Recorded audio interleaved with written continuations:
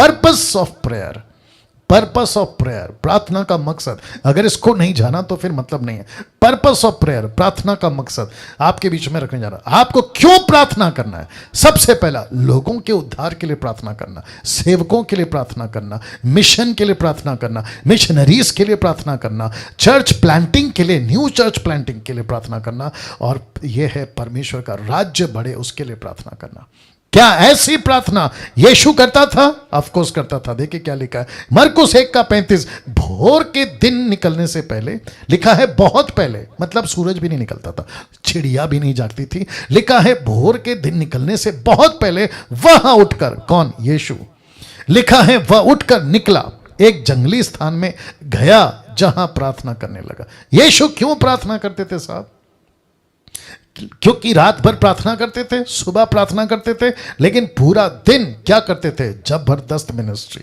अब इसको देखिए, यूहन्ना 17:20 लिखा, मैं केवल इन्हीं के लिए विनती नहीं करता, फिर परंतु उनके लिए भी जो इनके वचन के द्वारा मुझ पर विश्वास करेंगे कि वे सब एक हो।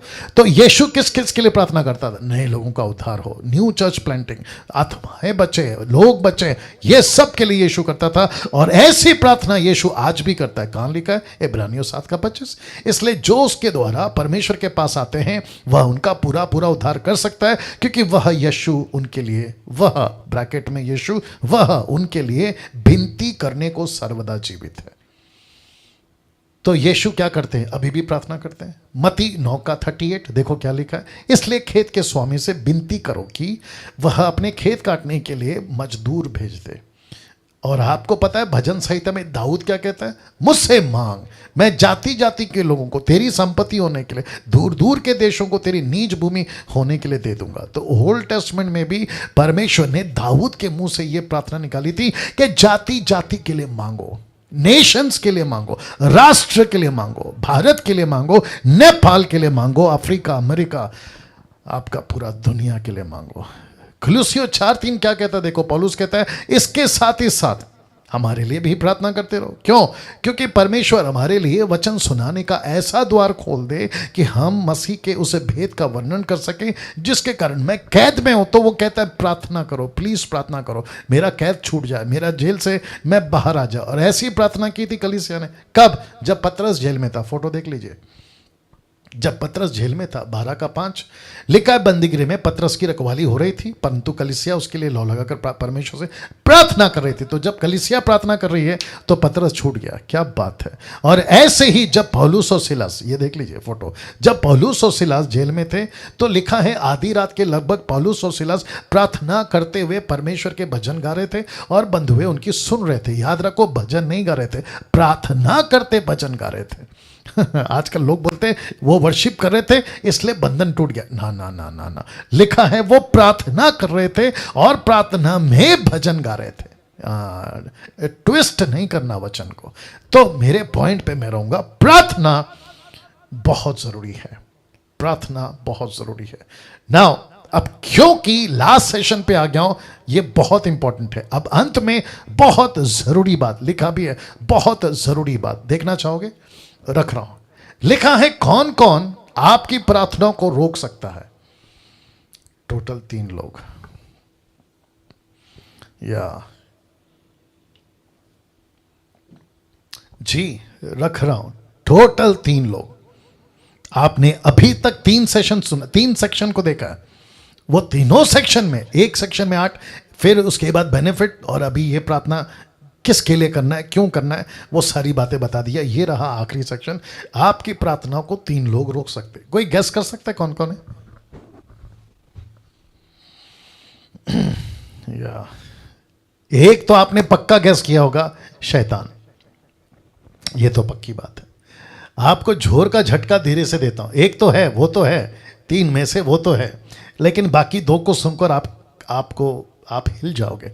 सबसे पहला परमेश्वर, दूसरा शैतान, और तीसरा हम खुद। पास्टर डैनियल, परमेश्वर कैसे? रख रहा हूं। सबसे पहला परमेश्वर क्यों रोकेगा? वचन पढ़िए, यशाया 55 का 8 और 9। क्योंकि यहोवा कहता है मेरे विचार तुम्हारे विचार एक समान नहीं है, ना तुम्हारी गति और मेरी गति एक सी है, क्योंकि मेरी और तुम्हारी गति में और मेरे और तुम्हारे सोच विचारों में आकाश और पृथ्वी का अंतर है। अब आप समझे इसका मतलब क्या है? परमेश्वर कहता है तुम्हारी प्रार्थना का उत्तर मैं नहीं दे सकता। कौन कौन आपकी प्रार्थना को रोक सकता है? टोटल 3 लोग। आपकी प्रार्थना को रोक कौन सकता है? इसलिए लिखा है रोक सकता है। आप कुछ मांग रहे हो तो प्रभु कहता है बेटा ओके, 3 में से पहला परमेश्वर रोक सकता है, आपका प्रार्थना को उत्तर नहीं देगा। क्यों? क्योंकि परमेश्वर कहता है तू जो सोचता है वैसा मैं नहीं सोचता, तू जो मांगता है वैसा मैं नहीं मांगता। मुझे कल किसी का फ़ोन आया था, एक लड़की थी, वो मैं नाम नहीं बताऊंगा कहाँ से आया था, नहीं तो वो समझ जाएगी। एक लड़की का फ़ोन आया था, बहुत रो रही थी, कह रही थी कि मुझे उसी लड़के से शादी करना है। वाह! मैंने कहा ठीक है।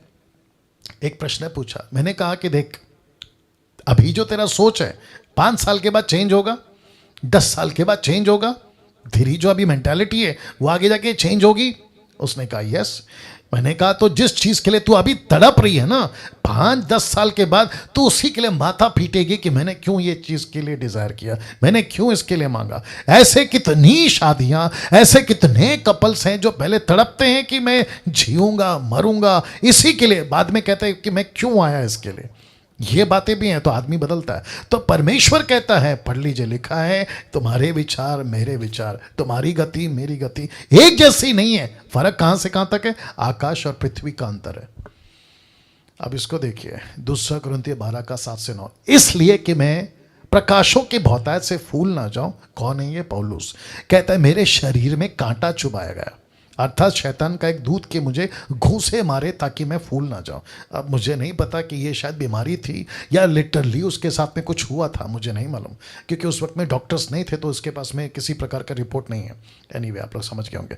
इसके विषय में मैंने प्रभु से कितनी बार? 3 बार प्रार्थना की कि मुझसे ये दूर हो। लेकिन आपको पता है प्रभु ने क्या कहा? वचन हो, उसने मुझसे कहा। किसने? प्रभु ने। मेरा अनुग्रह तेरे लिए बहुत है, क्योंकि मेरी धार्मिकता, माफ करें, मेरी सामर्थ निर्बलता में सिद्ध होती है। इसलिए मैं बड़े आनंद से अपनी निर्बलताओं पर घमंड करूंगा कि मसीह की सामर्थ मुझ पर छाया करती है। इसका मतलब क्या है कि परमेश्वर कहता है कि बेटा तेरा बीमारी ठीक नहीं करूंगा, तेरा प्रॉब्लम ठीक नहीं करूंगा, लेकिन तुझे अनुग्रह दूंगा। तो रुकावट कौन बना? परमेश्वर। आपकी प्रार्थना को प्रभु नहीं सुनेगा तो बेटर क्या है? कैसे बोलूं? मार्था कहती अगर तू यहां होता तो यीशु मसीह 4 दिन क्या कर रहा था? चुप था। मैं रिपीट करता हूं, यीशु क्या था? 4 दिन चुप था। तो यीशु कहता है मैं 4 दिन चुप इसलिए था, मेरे उस चुप में भी तेरा जवाब था। ओके ओके ओके ओके, आप लोग नहीं समझे, वापस आना पड़ेगा। मैं 4 दिन चुप था, लेकिन उस चुप में भी तुम्हारा प्रार्थना का उत्तर था, क्योंकि ठीक 4 दिन के बाद मैं आऊंगा, इसको ठीक करूंगा, ये मुझे पता था, तुझे नहीं पता था। तो उसके चुप्पी में भी आपका प्रार्थना का उत्तर है। यायर का बाप, मतलब बेटी, यायर की बेटी का कहानी पता होगा। उसका बाप कहता है प्रभु लेट हो रहा है, प्रभु लेट हो रहा है, जल्दी चलो जल्दी चलो। यीशु चुप था, उसके चुप्पी में भी उसकी बेटी जिंदा होगी, ये बात था। आपका इसका नाम क्या है? पतरस। ये कहता है प्रभु हम डूब रहे हैं, क्या तुझे चिंता नहीं है? तू शांत कैसे? तो यीशु कहता है बेटा मेरे शांत रहने में भी तेरा जवाब है। ओहो हो। कभी कभी हमें नहीं समझ में आता कि प्रभु उत्तर क्यों नहीं दे रहा है, तो प्रभु कहता है बेटा मेरा उत्तर नहीं देने में भी तेरा उत्तर है। कभी सोचा था ऐसा भी? कभी सोचा था ऐसा? See how wonderful is this. तो प्रभु कहता है तेरे सोच मेरे सोच में जमीन आसमान का फर्क है।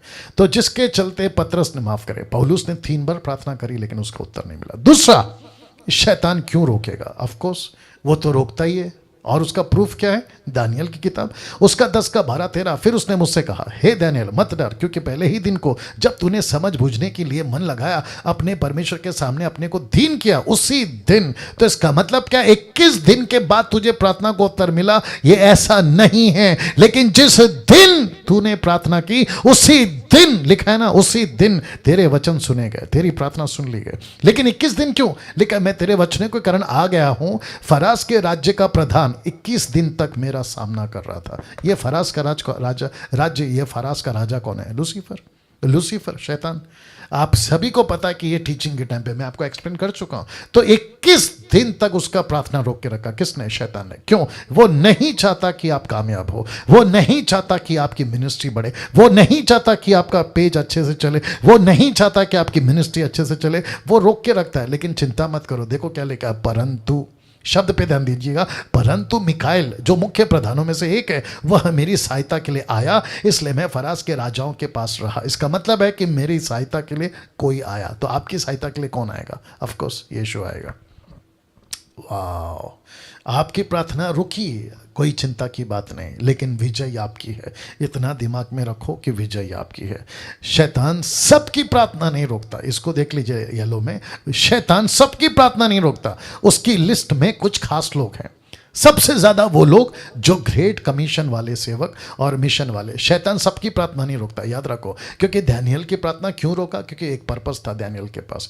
आप सभी को पता है कि दानियल कौन था। वैसे ही वो सबकी प्रार्थना नहीं रोकता। तीसरा, वाह मजा आएगा, हम खुद प्रार्थना के रुकावट है। हम खुद अपनी प्रार्थना के रुकावट है। क्या प्रूफ है? यशाया की किताब 59:1 लिखा है, सुनो, यहोवा का हाथ ऐसा छोटा नहीं हो गया कि उद्धार ना कर सके, ना वो ऐसा बहरा हो गया कि सुन ना सके, परंतु तुम्हारे अधर्म के कामों ने तुमको तुम्हारे परमेश्वर से अलग कर दिया। तुम्हारे पापों के कारण उसका मुंह तुमसे ऐसा छिपा है कि वह नहीं सुनता। इसका मतलब है किसके चलते?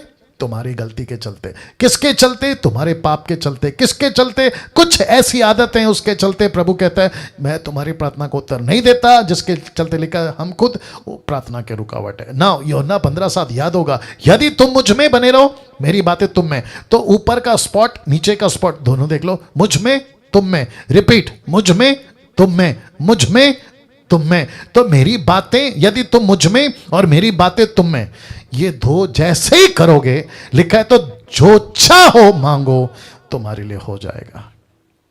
सो सिंपल, लिखा है जो भी चाहो मांगो तुम्हें मिल जाएगा। तो पहला क्या है? मुझ में। दूसरा क्या है? मेरी बातें तुम में। अब इसको देखिए, पतरस का पहला पत्र 3:7, वैसे ही ये पतियों तुम भी पत्नी से बुद्धिमानी के साथ जीवन निर्वाह करो, स्त्री को निर्बल पात्र जानकर उसका आदर करो, यह समझकर कि हम दोनों जीवन के वरदान के वारिस हैं, जिससे तुम्हारी प्रार्थना रुक ना जाए। ओ ओ ओ ओ ओ ओ तो पति पत्नी, फिर आपका व्यक्तिगत, आपका चर्च, आपका पाप, आपका बातें, उसके चलते आपकी प्रार्थना रुकती है। अब और एक दे रहा हूं, मत्ती 7:13, सकेत फाटक से प्रवेश करो, क्योंकि चौड़ा है वो फाटक, चाकल है वो मार्ग जो विनाश को पहुंचाता है, और बहुतेरे हैं जो उसमें प्रवेश करते हैं। तो कौन सा रास्ता वाले? चौड़ा रास्ता। चौड़ा रास्ता वाले क्रिश्चियंस का कभी प्रार्थना का उत्तर नहीं मिलेगा। वाह, वापस बोलते